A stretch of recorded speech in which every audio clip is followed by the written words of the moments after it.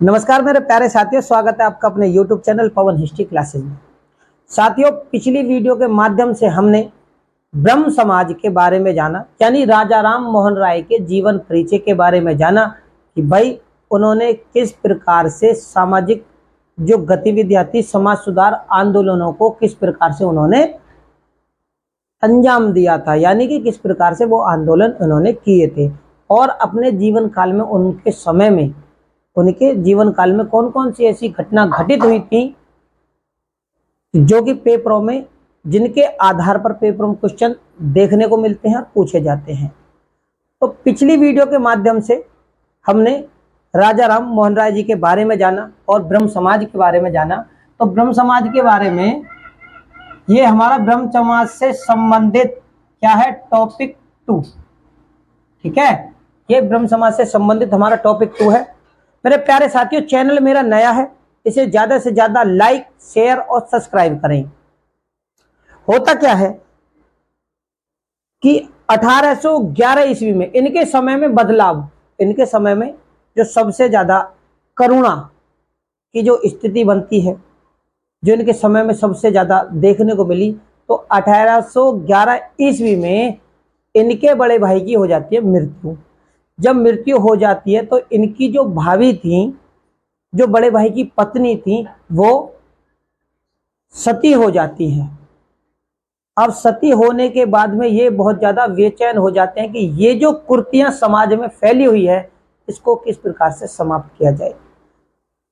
तो 1811 में इनकी भाभी जी सती हो जाती हैं और सती प्रथा के विरोध में ये 1818 ईस्वी में पहला आंदोलन शुरू करते हैं।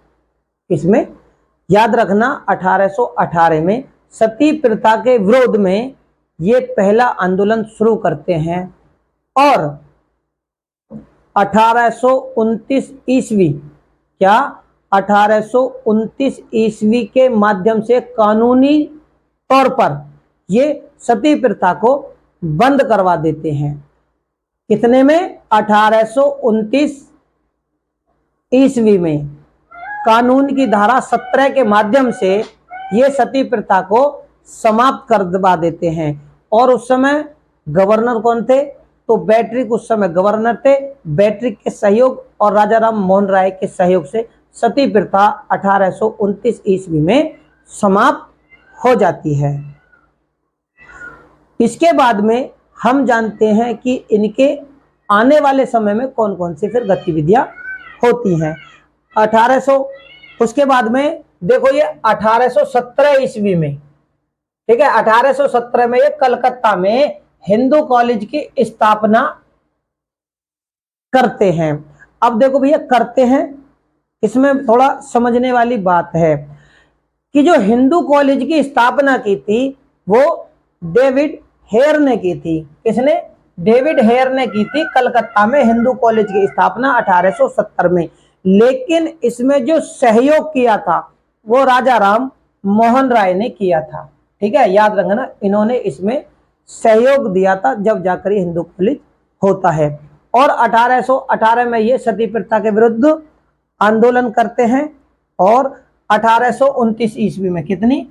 1829 ईस्वी में सती प्रथा, ठीक है ना, ये जो सती प्रथा है, सती प्रथा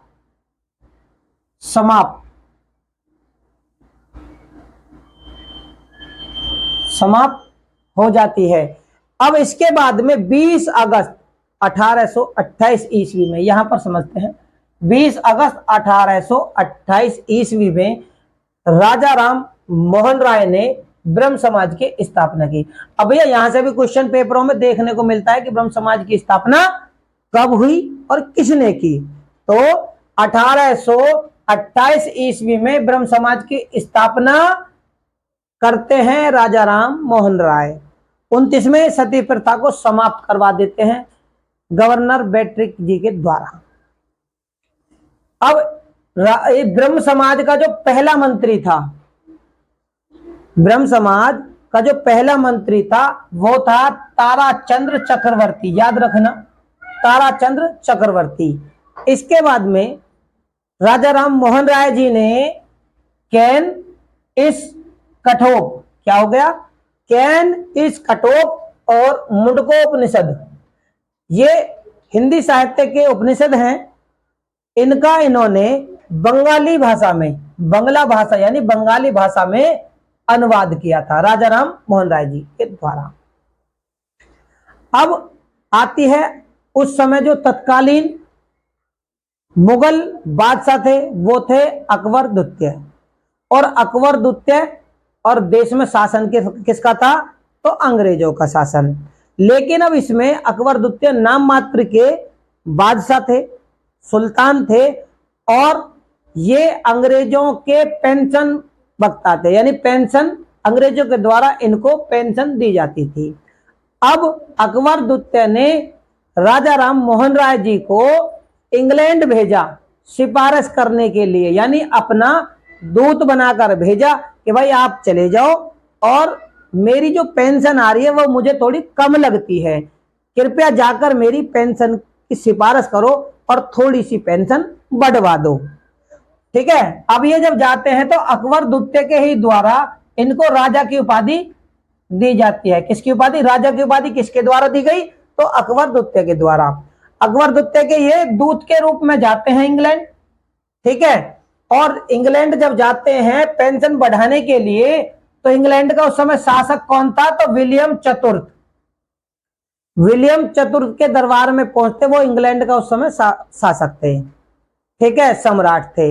ये जब वहां जाते हैं सिफारिश करते हैं कि पेंशन बढ़ाने की बात होती है, लेकिन इनके साथ में एक दुखद घटना वहां पर घट जाती है।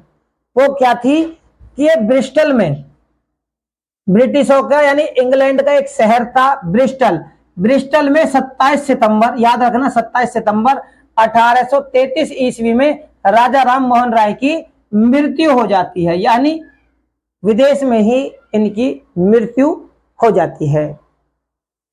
अब इसके बाद में ब्रह्म समाज का जो संचालन था, यानी अब उनको चलाने वाला कौन था व्यक्ति विशेष राजा राम मोहन राय जी के बाद, तो बात आती है जो महर्षि द्वारिकानाथ टैगोर ने,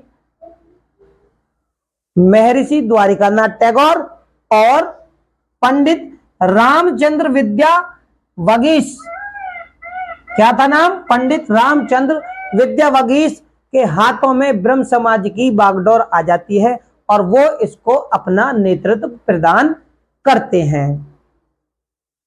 इनके बाद में देवेंद्रनाथ टैगोर, भाई देखो महर्षि द्वारिकानाथ टैगोर के पुत्र थे देवेंद्रनाथ टैगोर। ये ब्रह्म समाज को 1843 ईस्वी में अपना नेतृत्व देते हैं, यानी ब्रह्म समाज की बागडोर अपने हाथ में लेते हैं।